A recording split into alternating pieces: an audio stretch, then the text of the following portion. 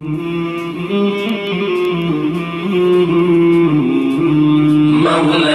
صل وسلم دائما ابدا على حبيبك.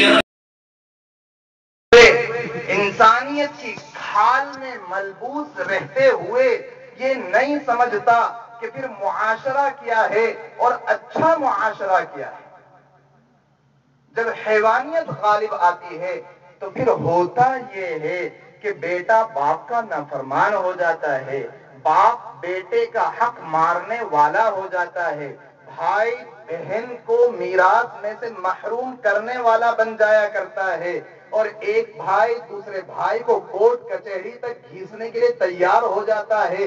ایک ہاتھ زمین پر 8-8 10-10 مرڈر ہو جایا کرتے ہیں.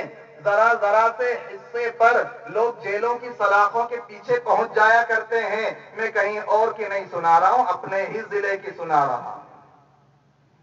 جب یہ انسان پر حیوانیت کا جذبہ غالب آتا ہے تو پھر انسان وہ کام کرنے کے لیے بڑے ہوش و حواس میں نکل پڑتا ہے جس کام کو دیکھتے ہوئے حیوانات کو بھی شرم آیا کرتی ہے. یہی وہ جذبہ تھا جب آقا جناب محمد رسول اللہ صلی اللہ علیہ وسلم تشریف لائے ہیں تو آپ سے پہلے جو منظر کشی حضرات علماء نے، حضرات فقہاء نے، مفکرین نے، اصحاب قلم نے، اصحاب سیر نے جو کی ہے، جس کو ایک لفظ میں سمیٹا جائے تو یوں کہا جائے کہ انہیں ابناء قیلہ کہا جاتا تھا. وہ اوسی کہلاتے تھے، وہ خزرجی کہلاتے تھے، وہ صحابہ نہیں کہلاتے تھے. اپنے اپنے قبیلوں اور اپنے اپنے بتوں کے ناموں سے جانے جاتے تھے.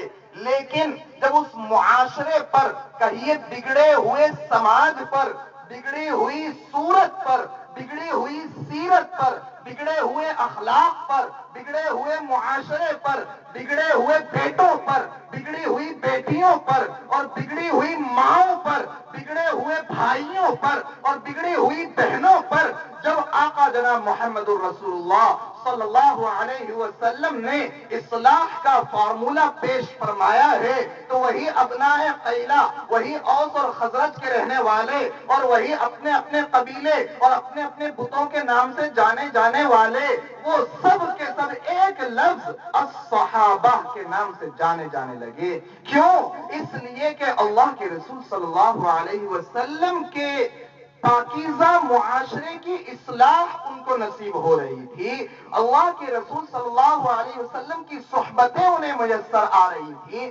حضور کی جب صحبتیں میسر آئیں تو میرے بھائیوں اب انہیں ابناء قیلہ سے کوئی نہیں جانتا بلکہ ان کو صحابہ کے نام سے جانا جاتا ہے. ان کا نام بدلا، ان کی شکلیں بدلی، ان کی سیرتیں بدلی، ان کے اخلاق بدلے، ان کا معاشرہ بدلا اور ان کی ہر ایک اٹھنے اور بیٹھنے کی طرز اور نہج والی ہر ایک اٹھک اور بیٹھک وہ بدلتی چلی گئی. یہاں تک کہ ایک لفظ صحابہ سے ان کو قرآن ذکر کرتا، لفظ صحابہ سے ان کو احادیث ذکر کرتی. یہ صرف اور صرف آپ صلی اللہ علیہ وسلم جو اصلاح معاشرہ کا پیغام لے کر آئے تھے اور جس کی ابتدا اور جس کی بنیاد اقرأ باسم ربک الذی خلق سے رکھی گئی تھی. اس لیے کہ اصلاح کی بنیاد تو تعلیم و تربیت ہی ہے اور تعلیم و تربیت کے دروازے کو جس چابی سے کھولا گیا وہ چابی اقرأ کی چابی تھی.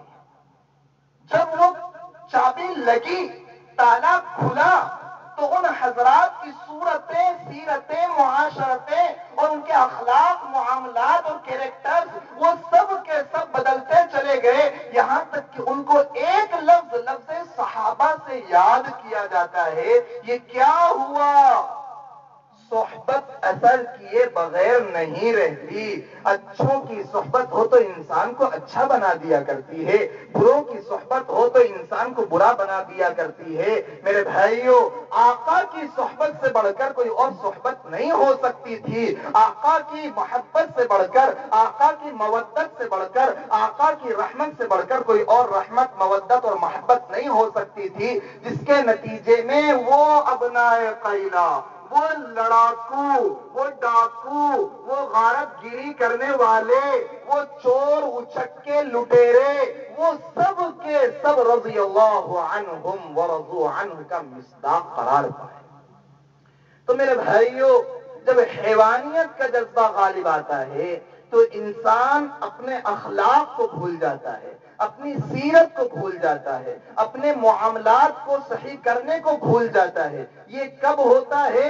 جبکہ انسان پر حیوانیت کا جذبہ غالب آتا ہے. تو انسان ایسے وقت میں پھر دوسروں کی تو بات چھوڑیے، اپنوں کی عزتیں نیلام کرنے پر تل جاتا ہے. اپنوں کی عزتیں نیلام کرنے پر تل جاتا ہے. ابھی قریب کا واقعہ میں آپ کو بتلاؤں کہ ایک سگا چچا اپنی سگی بھتیجی کا سودا کرتا ہے. تو سگی بھتیجی 14 سال کی عمر کی ہے، وہ سگا چچا اپنی سگی بھتیجی کا سودا کرتا ہے 1 لاکھ روپے اور 1 کلو چاندی کے بدلے میں. یہ کیا ہوا؟ حیوانیت کا جذبہ غالب آ گیا. اور سنیے، ایک شخص ایک معصوم سی بچی کو مدرسۃ البنات بھوپال میں داخلہ لے جانے کا کہہ کر اس کے ماں باپ کو اعتماد دلا کر اس کے گھر والوں سے رخصت کرا کے لے جاتا ہے اور اس کو ڈھابے پر فروخت کر دیتا ہے. یہ کیا ہو رہا ہے؟ ارے یہ حیوانیت کا جذبہ غالب آ رہا ہے، جس کے نتیجے میں حضرت مولانا ابرار الحق صاحب نور اللہ مرقدہ، سابق شیخ الحدیث فلاح دارین ترکسر نے یہ ذکر فرمایا تھا کہ ایک نوجوان لڑکا اپنے گھر سے باہر کو جانے لگتا ہے تو اس کی نوجوان بہن کہتی ہے کہ بھائی آپ کہاں جا رہے ہیں؟ تو وہ کہتا ہے کہ میں ذرا اپنے گرل فرینڈ کے ساتھ انجوائمنٹ کرنے کے لیے جا رہا ہوں. تو وہ بہن کہتی ہے کہ ارے بھائی تم باہر کیوں جاتے ہو؟ کیا تم کو میری جوانی نظر نہیں آتی؟ ایک سگی بہن اپنے بھائی کے سامنے اپنے آپ کو پیش کرتی ہے اور کہتی ہے کہ کیا تمہیں میری جوانی نظر نہیں آتی؟ تمہیں باہر جانے کی ضرورت کیا ہے؟ جب گھر میں کھانا پکا پکایا تیار مل رہا ہے تو باہر ہوٹل پر، ریسٹورینٹ پر جانے کی ضرورت کیا ہے؟ چنانچہ وہ بھائی اپنی سگی بہن کے ساتھ میرے بھائیوں منہ کالا کرنے کے لیے تیار ہو جاتا ہے، سگی بہن کے ساتھ. یہ وہی ہے جس کو آقا نے فرمایا تھا کہ تم انہی نقوش پر چلو گے، انہی راہوں پر چلو گے جن راہوں پر تم سے پہلے والی امتیں چلیں، جن راستوں پر یہود و نصارہ چلے. یہاں تک فرمایا کہ اگر ان میں سے کسی نے اپنی سگی ماں کے ساتھ منہ کالا کیا تو تمہارے اندر بھی کچھ ایسے افراد پائے جائیں گے جو اپنی ماں کے پوتر اور پاکیزہ رشتے کو روند ڈالیں گے، جو بہن اور بھائی کے رشتے کو روند ڈالیں گے. چنانچہ وہ بھائی تیار ہو جاتا ہے بہن کی پیشکش پر اور دونوں مل کر منہ کالا کرتے ہیں. میرے بھائیوں، یہ خون کے آنسو بہانے کا موقع ہے، یہ خون کے آنسو بہانے کا موقع ہے کہ سگا بھائی اپنی سگی بہن کے ساتھ وہ سگے اخوت والے رشتے کو پامال کرتا ہے، روند ڈالتا ہے اور اس کے ساتھ وہ بدکاری میں عیاشی کا شکار ہو جاتا ہے. اگر بات یہاں ختم ہو جاتی تو بھی کم نہیں تھی. آسمانوں کے خلاف زمین سے ملنے کے لیے اور آسمانوں کو زمین پر گرنے کے لیے کم نہیں تھا، اور یہ اس کے لیے کم نہیں تھا کہ زمینیں پھٹ جائیں اور ایسے لوگوں کو اپنے اندر نگل جائے۔ اگر واقعہ یہاں ختم ہو جاتا تو بھی کم نہیں تھا۔ آگے جو حضرت نے ذکر کیا حقیقی واقعہ، اس کو مزید دل کے کانوں سے سنیں اور اصلاح کا داعیہ اور جذبہ لے کر اٹھیں کہ ہم اپنے گھروں کی فکر پہلے کریں گے، ہم چلے لگائیں گے، 4 مہینے لگائیں گے، ہم تدریس کریں گے، ہم امامت کریں گے، ہم سارے دین کے نیک کام کریں گے، لیکن وَأْمُرْ أَهْلَكَ بِالصَّلَاةِ وَاصْطَبِرْ عَلَيْهَا پر پہلے عمل کریں گے، وَأَنذِرْ عَشِيرَتَكَ الْأَقْرَبِينَ پر پہلے عمل کریں گے، وَكَانَ يَأْمُرُ أَهْلَهُ بِالصَّلَاةِ وَالزَّكَاةِ اس پر ہم پہلے عمل کریں گے۔ میرے بھائیو، واقعہ یہیں ختم نہیں ہو جاتا، جب دونوں کے دونوں وہ چند قطرے گندے پانی کے بہا کر فارغ ہو جاتے ہیں تو ایسے موقع پر وہ بہن اپنے بھائی سے انتہائی بدزبانی اور انتہائی غلاظت بھری زبان میں وہ کیا کہتی ہے؟ وہ کہتی ہے کہ بھائی، میں نے آپ کو تو پاپا سے بہت کمزور پایا۔ وہ کیا کہتی ہے کہ میں نے آپ کو تو پاپا سے بہت کمزور پایا۔ اگر بات یہاں ختم ہو جاتی تو بھی کم نہ تھی۔ وہ بھائی کیا کہتا ہے؟ وہ بھائی کہتا ہے کہ بہنا، تیری ماں کا بھی یہی کہنا ہے، تیری ماں کا بھی یہی کہنا ہے۔ میرے بھائیوں، ہمیں اپنے معاشرے کی انتہائی سنجیدگی کے ساتھ فکر کرنے کی ضرورت ہے۔ آپ یہ نہ سوچیں کہ یورپ کی بات ہے، انگلینڈ اور کینیڈا کی بات ہے۔ میرے بھائیوں، آج کل جو بگاڑ کے اسباب، بگاڑ کے آلات ٹیلی ویژن کی شکل میں، موبائل کی شکل میں اور قسم کی شکلوں میں جو آج بگاڑ کے اسباب اور آلات عام سے عام تر ہوتے چلے جا رہے ہیں۔ ایک بیٹا اپنے کمرے میں سونے کو جا رہا ہے، باپ اس خوش گمانی میں ہے کہ میرا بیٹا سو گیا۔ ارے جا کر ذرا اس ظالم بیٹے کا موبائل چیک تو کرو کہ اس موبائل میں آخر کتنے گندے گانے اور کتنی گندی فلمیں بھری ہوئی ہیں۔ یہ ہمارا معاشرہ ہے۔ یہ معاشرہ ایسا ہو چکا ہے میرے بھائیوں کہ جس معاشرے کے اندر، معاف فرمائیں، میں بالکل صاف شفاف بات کرنے کے لیے آپ کے سامنے حاضر ہوا ہوں، ہمارے معاشرے کا حال کچھ ایسا ہو چکا ہے کہ ہمارے گھروں کی ماؤں کو پاس پڑوس والی خواتین کے ساتھ بات کرنے کا وقت ہے۔ ہماری ماؤں کو ٹیلی ویژن دیکھنے کی فرصت ہے، ہماری ماؤں کو موبائل پر لگے رہنے کی فرصت ہے، ہماری ماؤں کو دوسرے کام کاج کرنے کی ساری فرصتیں موجود ہیں، لیکن ایک ماں کو اپنی بیٹی کے اصلاح کے لیے 24 گھنٹے میں سے آدھا گھنٹہ، 1 گھنٹہ فارغ کرنے کے لیے اس کے پاس وقت نہیں ہے۔ وہ اپنی بیٹی کو پیار کے ساتھ یہ نہیں سمجھاتی کہ میری بیٹی اب تم بڑی ہونے لگی ہو، اب تم 8 سال اور 10 سال کی ہو گئی ہو، اب تمہارے اندر فطری طور پر محبت کرنے کا ایک جذبہ انگڑائی لینے لگا ہے، اب تمہارا دل یہ چاہنے لگا ہے کہ تم کسی کو دوست بناؤ، تم کسی کے ساتھ اپنے دل کی باتوں کو کہہ سکو، تم کسی کو اپنا انتہائی رنج و غم جو دل کے اندر پایا جاتا ہے وہ سنا سکو اور چین سکون اور اطمینان سے تم زندگی بسر کر سکو۔ اب تمہاری عمر ایسی ہونے لگی ہے کہ کسی کے ساتھ دل لگی اور عشق کا اور محبت کا جذبہ انگڑائی لے، ایسے مرحلے پر بیٹی تم قدم رکھ چکی ہو۔ لیکن مجھے صرف اپنی ماں مت سمجھنا، مجھے اپنے لیے بہترین خیرخواہ دوست بھی سمجھنا، مجھے اپنے لیے سہیلی بھی سمجھنا۔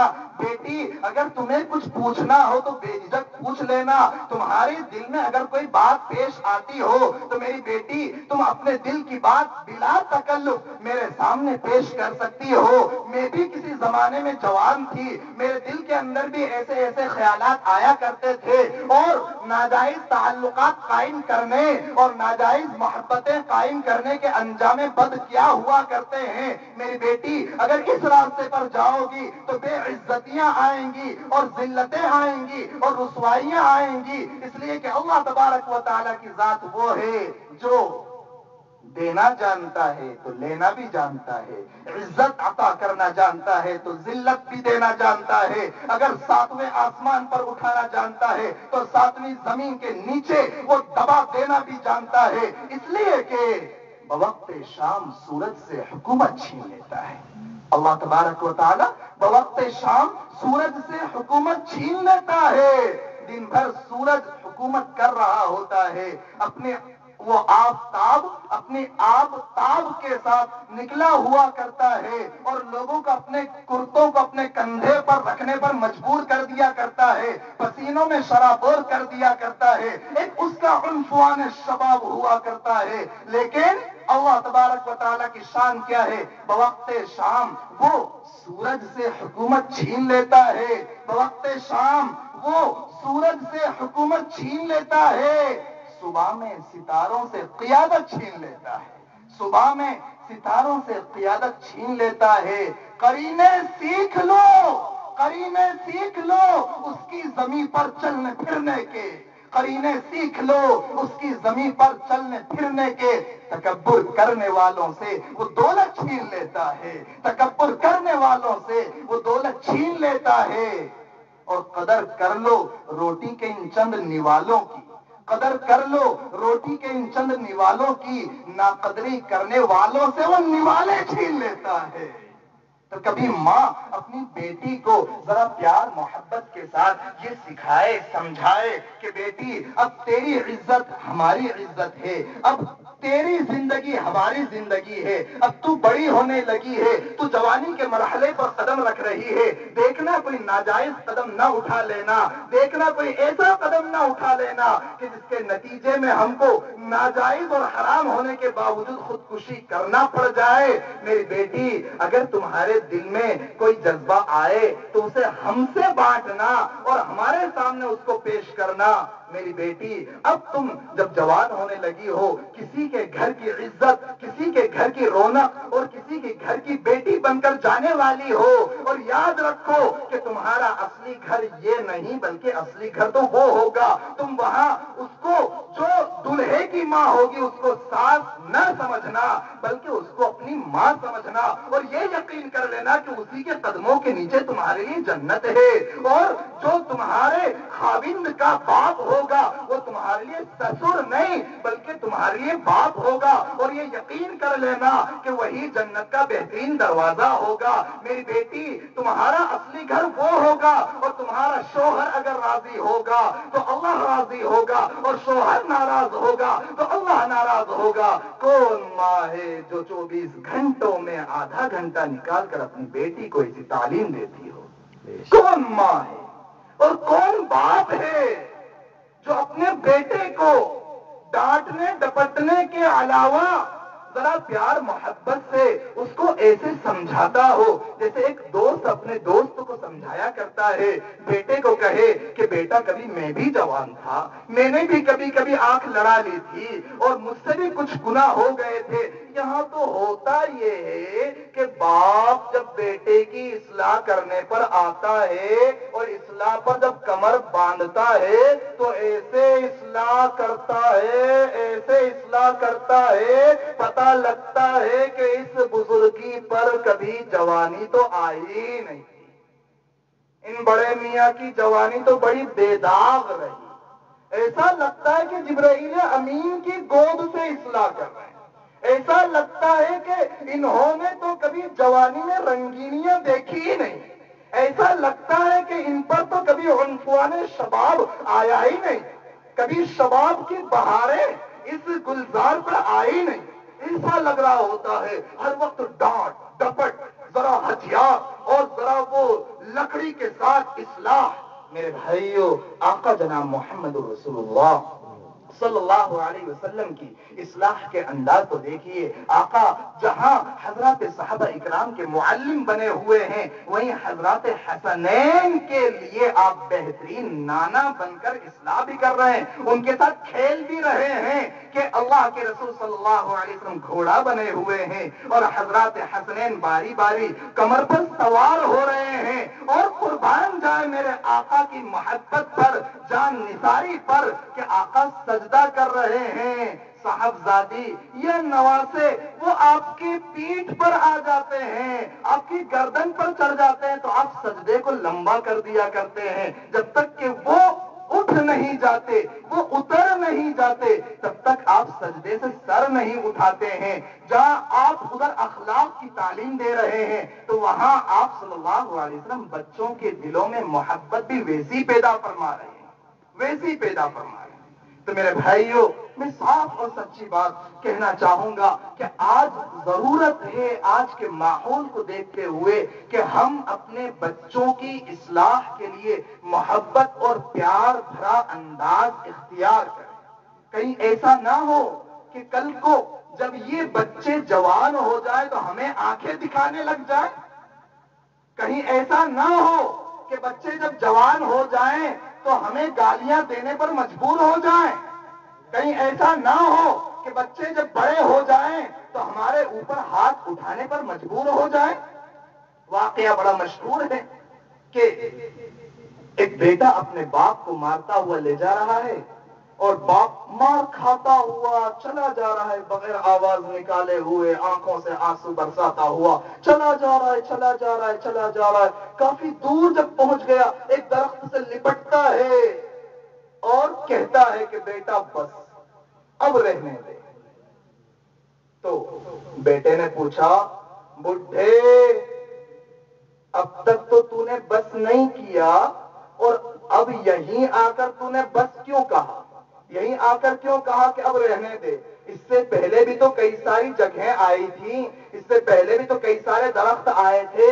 تو اس باپ نے بڑے روتے ہوئے انداز میں کہا کہ بیٹا جب میں جوان تھا تو میں بھی اپنے باپ کو مارتا ہوا یہیں تک لایا تھا، میں بھی اپنے باپ کو مارتا ہوا یہیں تک لایا تھا. اسی لیے تو اللہ کے رسول صلی اللہ علیہ وسلم نے ارشاد فرمایا، طبرانی کی حدیث ہے کہ برو آباءکم تبرکم ابناؤکم، تم اپنے باپ دادا کے فرمانبردار بن جاؤ تو تمہارے فرزند، تمہارے بیٹے پوتے وہ تمہارے فرمانبردار بن جائیں. اور اصلاح معاشرے سے متعلق دوسری بات، عفوا نساءکم، اپنی عورتوں کے حق میں تم پاک دامن بن جاؤ. حیوانیت کے جذبے سے مغلوب ہو کر دوسروں کی بیویوں اور دوسروں کی بہنوں اور دوسروں کی بیٹیوں پر تاڑنا چھوڑ دو، بد نظریاں کرنا چھوڑ دو. ورنہ کیا ہوگا؟ اگر تم اپنی عورتوں کے حق میں پاک دامن رہو گے تعفکم نساؤکم، تو تمہاری عورتیں تمہارے حق میں پاک دامن رہیں گی. اگر تم عفت اور پاک دامنی اختیار کرتے رہو گے تو تمہاری بیویاں بیٹیاں بھی پاک دامن باقی رہیں گی. اگر تم کہیں گلچھرے اڑانے کی کوششیں کرو گے تو یقینی بات ہے کہ پھر یہ بے عزتی اور بے عصمتی یہ تمہارے گھروں کے دروازوں کو ضرور دستک دے کر رہے گی. تو میرے بھائیوں، حیوانیت کا جذبہ جب انسان پر غالب آتا ہے تو یہ دن دیکھنے کو ملتے ہیں جس کی چھوٹی سی منظر کشی میں نے آپ کے سامنے پیش کی. اس کے برخلاف جو دوسرا جذبہ ہوا کرتا ہے وہ ہوتا ہے روحانی جذبہ. روحانی جذبہ یہ وہ جذبہ ہوتا ہے جو انسان کو فرشتوں سے افضل بنانے کے لیے کافی اور وافی ہوا کرتا ہے. یہ روحانی جذبہ وہ جذبہ ہوا کرتا ہے جس کی بنا پر اللہ تبارک و تعالی فرشتوں کو حضرت آدم کے سامنے جھکنے کا حکم دیا کرتا ہے. یہ وہ جذبہ ہوا کرتا ہے روحانی جذبہ جس کی بنا پر اللہ تبارک و تعالی جبرائیل امین کو وحی کا خادم بنا کر آقا کی خدمت میں پہنچایا کرتا ہے. یہ روحانی جذبہ وہ جذبہ ہوا کرتا ہے جس کے نتیجے میں معاشروں کی اصلاح ہوا کرتی ہے, گھروں کی اصلاح ہوا کرتی ہے, نفوس کی اصلاح ہوا کرتی ہے, قلوب کی اصلاح ہوا کرتی ہے. باپ بیٹے کا فرمانبردار ہوا کرتا ہے, باپ بیٹے کے حقوق کو ادا کرنے والا ہوا کرتا ہے, اور بیٹا باپ کا فرمانبردار ہوا کرتا ہے, بیٹی اپنی ماں کی فرمانبردار ہوا کرتی ہے, پھر شوہر بیوی کے حقوق ادا کرنے والا اور بیوی شوہر کے حقوق ادا کرنے والی بنا کرتی ہے. یہ کب ہوتا ہے؟ جبکہ روحانی جذبہ غالب ہوا کرتا ہے. روحانی جذبے کو غالب کرنے کے لیے ہی میرے بھائیوں نبیوں والی اور رجال اللہ والی اور کلام اللہ والی محنتوں کو بروئے کار لانے کی کوششیں ان جلسے جلوس کے ذریعے, ان مکاتب کے ذریعے, ان مدارس کے ذریعے, ان خانقاہوں کے ذریعے کوششیں کی جاتی ہیں کہ کہنے والے نے بڑا اچھا کہا ہے کہ مکاتب اور مدارس کے ذریعے علم کو زندگیوں میں لانے کی کوشش کی جاتی ہے, اور دعوت و تبلیغ کے ذریعے عمل کو زندگی میں لانے کی کوشش کی جاتی ہے, اور خانقاہوں کے ذریعے اخلاص کو پیدا کرنے کی کوششیں کی جاتی ہیں. تو یہ روحانی جذبے کو غالب کرنے کی وہ کوششیں ہوتی ہیں جس روحانی جذبے کو آقا جناب محمد الرسول اللہ صلی اللہ علیہ وسلم لے کر آئے ہیں. میرے بھائیو, یہ روحانی جذبہ وہ جذبہ ہوا کرتا ہے کہ جس کے نتیجے میں انسان حقوق ادا کرنے والا بنتا ہے, اور اسی کے لیے اللہ تبارک و تعالی نے جا بجا قیمتی مواقع ہم کو عطا فرمائے ہیں, اور انہی قیمتی مواقع میں سے ایک یہ جو آنے والا مہینہ ہے جس کی گویا پیشکش ہمارے سامنے شب برات کی شکل میں کر دی گئی کہ 15ویں شعبان کو جگنے پر بڑی فضیلت ذکر کی گئی ہے, جیسا کہ ترمذی کی حدیث میں فرمایا کہ اس ایک رات میں عبادت کرنے پر اللہ رب العزت اتنے لوگوں کے گناہوں کو معاف فرماتا ہے جتنا کہ قبیلہ کلب کی بکریوں کے بال ہوا کرتے ہیں, بلکہ اس سے بھی زیادہ لوگوں کے گناہوں کو اللہ تعالیٰ معاف کیا کرتا ہے. یہ جاگنے کی مشق کرائی جا رہی ہے تاکہ رمضان آ رہا ہے تو شب قدر میں جاگنے کی توفیق ہو جائے. اس کے بعد والے دن میں روزہ رکھنے کی مشق کروائی جا رہی ہے بعض احادیث کے ذریعے, بلکہ آقا کی سیرت طیبہ میں تو یہ ملتا ہے جیسا کہ ماں عائشہ صدیقہ رضی اللہ تعالیٰ عنہ فرماتی ہیں کہ اللہ کے رسول صلی اللہ علیہ وسلم رمضان کے بعد سب سے زیادہ نفلی روزے اگر رکھا کرتے تھے تو شعبان کے مہینے میں رکھا کرتے تھے. کیوں؟ اس لیے کہ رمضان کا مہینہ آ رہا ہے, اس کی پریکٹس کروانی ہے, اس کی مشق کروانی ہے. تو میرے بھائیوں, اب یہ جو رمضان کا مہینہ آ رہا ہے جس میں روزوں کے ذریعے تپایا جا رہا ہے, تراویح کے ذریعے اللہ سے باتیں کرنے کا موقع عنایت کیا جا رہا ہے, اور آخری عشرے میں اعتکاف کروا کر اللہ کے در پر گویا ڈلوا کر اور جو مشق کروائی جا رہی ہے وہ روحانی جذبے کو غالب کروانے کی, کہ روحانی جذبہ ایسا غالب آ جائے, ایسا غالب آ جائے کہ انسان کے لیے گناہوں سے بچنا آسان ہو جائے. 11 مہینے کی زندگی جو گناہوں اور گناہوں کی غلاظتوں اور نحوستوں میں گزر رہی تھی, تو ان گناہوں کی غلاظتوں سے بچنے کا ایک اہم ترین موقع عنایت کیا گیا کہ اس موقع میں اپنے رب کے ساتھ اپنا تعلق مضبوط کر لو, کہ یہ وہ مہینہ ہے جس مہینے میں جنت کے دروازوں میں سے کوئی دروازہ کوئی باقی نہیں رکھا جاتا جس کو کھولا نہ جاتا ہو, جہنم کے دروازوں میں سے کوئی دروازہ باقی نہیں رکھا جاتا جس کو بند نہ کیا جاتا ہو, شیاطین کو قید کر دیا جاتا ہے, نیکیاں کرنا آسان ہو جاتا ہے, جنت کی ہوائیں مشکبار چلا دی جاتی ہیں. میرے بھائیوں, یہ جو مہینہ دیا گیا یہ مہینہ ایسا مشق کرنے کا مہینہ عطا کیا گیا کہ جس کے ذریعے روحانی جذبے کو غالب کیا جائے. کیسا روحانی جذبہ؟ حضرت مفتی عبد الرحیم صاحب لاجپوری نور اللہ مرقدہ نے بڑی پیاری بات ذکر فرمائی. حضرت نے فرمایا کہ اس ایک مہینے میں انسانوں کو فرشتوں والی صفات سے متصف کرنا مقصود ہوتا ہے. اس ایک مہینے میں فرشتوں والی صفات سے متصف کرنا مقصود ہوتا ہے. گویا یہاں پر جو بہیمیت پائی جا رہی تھی، جو حیوانیت پائی جا رہی تھی، اس کو دبانا اور ملکیت والا فرشتوں والا جذبہ وہ ایسا غالب کر دیا جائے کہ اس کے لیے بقیہ 11 مہینوں میں گناہوں سے بچنا آسان ہو جائے. کیسے فرشتوں والی صفات؟ اس لیے کہ فرشتے وہ کھاتے نہیں، فرشتے وہ پیتے نہیں، فرشتے وہ جنسی خواہشات سے پاک ہیں. فرشتوں میں جنسی خواہشات نہیں ہوتی، ان کے اندر شہوتیں نہیں ہوا کرتی ہیں. اسی لیے بعض حضرات مفسرین نے تو بڑی پیاری نقطے کی بات ذکر فرمائی ہے. حضرات علماء اکرام کی خدمت میں اس کو پیش کر رہا ہوں اور ان سے تائید حاصل کرنا چاہوں گا کہ حضرات مفسرین نے یہ ذکر فرمایا ہے کہ فرشتوں کے لیے یہاں تک کہ حضرت جبرائیل علیہ السلام کے لیے بھی متقی کا لفظ استعمال کرنا جائز نہیں.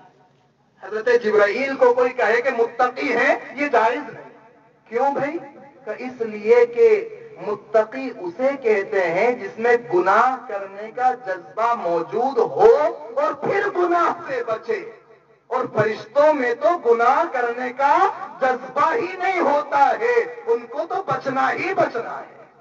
وہاں کسی بھی نبانیہ چیتن کی کالی کلوٹی توے جیسے چہرے والی لڑکی کو بٹھا دیا جائے، یا یہ کہ چاند اور سورج جس کے چہرے کو تشبیہ دی جائے ایسی شہزادی کو بٹھا دیا جائے ان کی گود میں، تو وہاں کوئی فرق پڑنے والا نہیں، وہاں کوئی فرق پڑنے والا نہیں. لیکن یہاں کے جو نوجوان ہیں، ان نوجوانوں کو آپ فرشتہ مت سمجھ لینا، ذرا ان سے بچ کر رہنا. تبھی تو انسان کو متقی کہا جاتا ہے، فرشتے کو متقی نہیں کہا جاتا، فرشتے کو متقی نہیں کہا جاتا. تو اب یہ فرشتے کھاتے نہیں، پیتے نہیں، جنسی خواہشات میں مبتلا نہیں ہوتے. اب یہ جو رمضان آ رہا ہے، اس رمضان میں روزوں کی حالت میں انسان کو کھانے پر پابندی لگا دی گئی. کیوں؟ کہ فرشتوں والا روحانی جذبہ غالب آ جائے. پینے پر پابندی لگا دی گئی، جنسی خواہشات پر، شہوتوں پر پابندی لگا دی گئی.